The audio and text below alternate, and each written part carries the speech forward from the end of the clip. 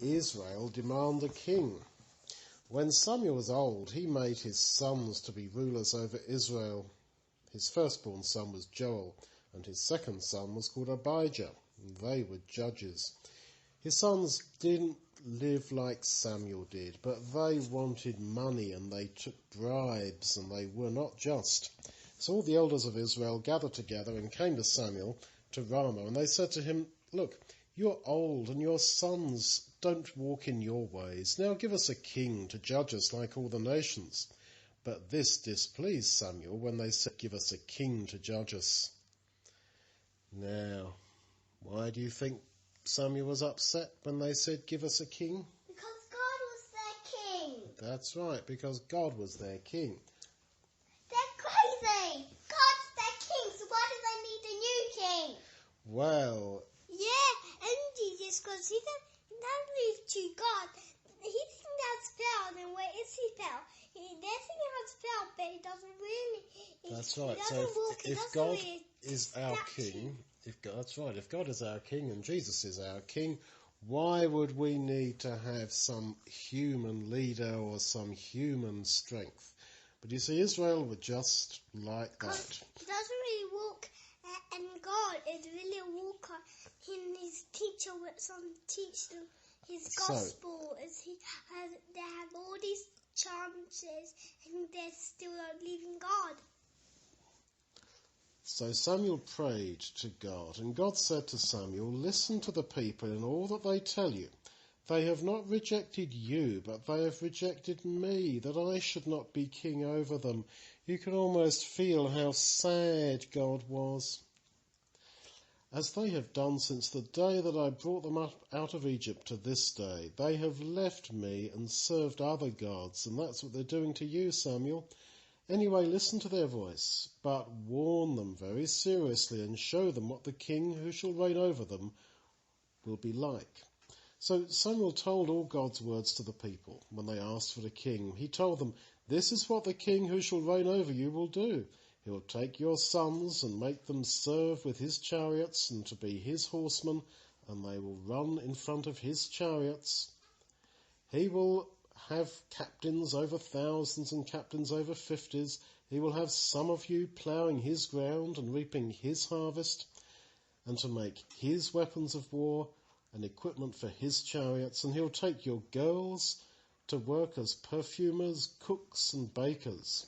He'll take your fields, vineyards, your olive groves, even the very best of what you've got, and give them to his servants. And he will take 1/10 of your grain and all your harvest to give to his servants. And he'll take your servants and your best young men and your donkeys and put them to his work. And he'll take 1/10 of all your flocks.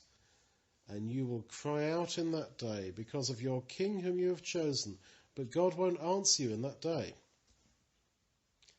But the people refused to listen to Samuel. They said, "No, but we will have a king to rule over us."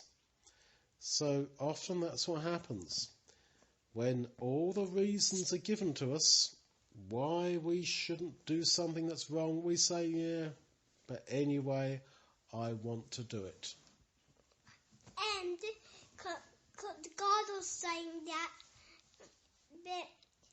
God was saying it because he's the true God. That's right, God's the true God.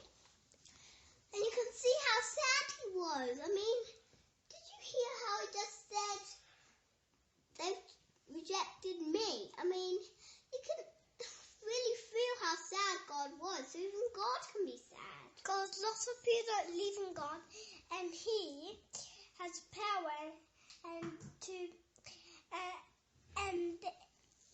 That's right, and that's why he must have been so sad when people killed his son. So then, Samuel has told them what a bad man their king's going to be, and they said, "No, but anyway, we still want to do it." And they said, we will have a king over us, so that we may be like all the other nations, so that our king may judge us and go out before us and fight our battles." So this has always been the temptation for God's people, that we want to be like all the others. They do it, so I want to do it. If they're like this, why can't I be? If they all have a king over them, why can't we have a king? Whereas we are a separate people, and God is our king and our leader, although you can't see God. Well, Samuel listened to all the words of the people, and he repeated them before God. Because he's white. Like in the morning, the sun is white. Because he's white. Because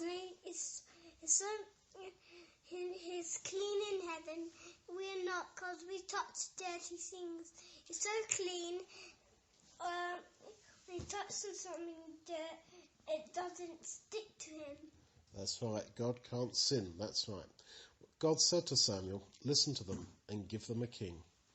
Samuel said to the men of Israel, each man is to go back to his town.